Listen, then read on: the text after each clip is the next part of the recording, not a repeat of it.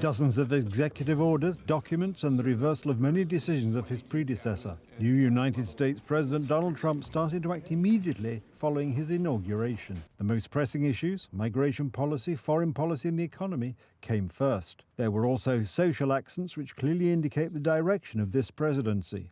He promised this from the start of the election campaign. He had been preparing for this day since his election victory.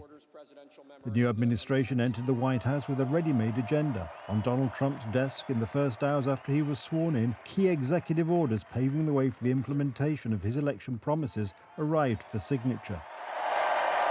Revoking nearly 80 destructive, radical executive actions of the previous administration. They'll all be null and void within about, 5 minutes? Is that them over there? 5 minutes? And next, to gain immediate control of the vast federal, out-of-control bureaucracy. The US economy is a whole spectrum of documents and regulations that Trump is putting into circulation. First and foremost, however, is the lifting of restrictions on oil and gas production. The inflation crisis was caused by massive overspending and escalating energy prices, and that is why today I will also declare a national energy emergency. We will drill, baby, drill. In addition, the introduction of tariffs on foreign imports. We are talking primarily about Europe.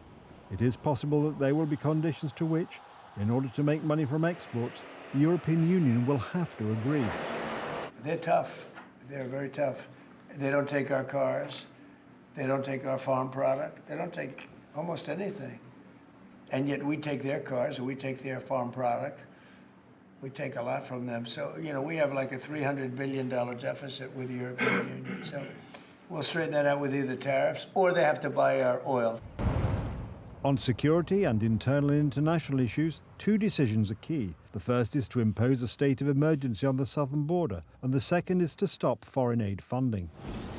We're thinking in terms of 25% on Mexico and Canada because they're allowing vast numbers of people. Canada's a very bad abuser also. Vast numbers of people to come in and fentanyl to come in. As analysts point out, Trump is focusing on issues that resonated strongly during the election campaign. And by the way, the capital.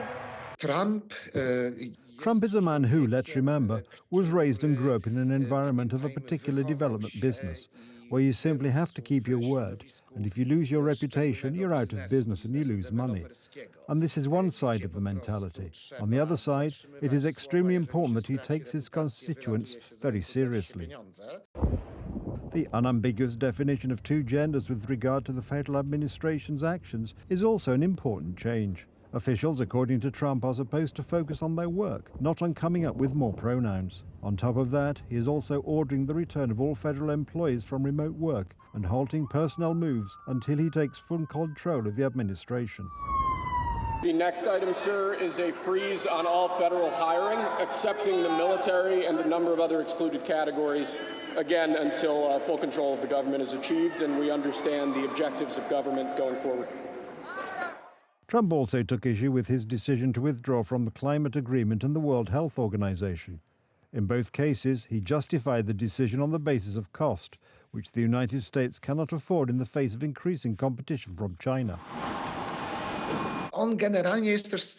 He is also generally skeptical of any international institutions, as he believes that the interests of individual countries count, and that such naive faith in the ability of institutions to solve the world's problems does not stand up to a clash with empiricism.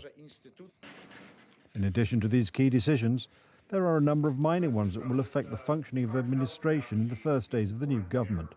What is clear, however, is that the United States is taking an entirely new course away from left liberal policies, and according to many commentators, is just marking the beginning of the global twilight of the leftist agenda.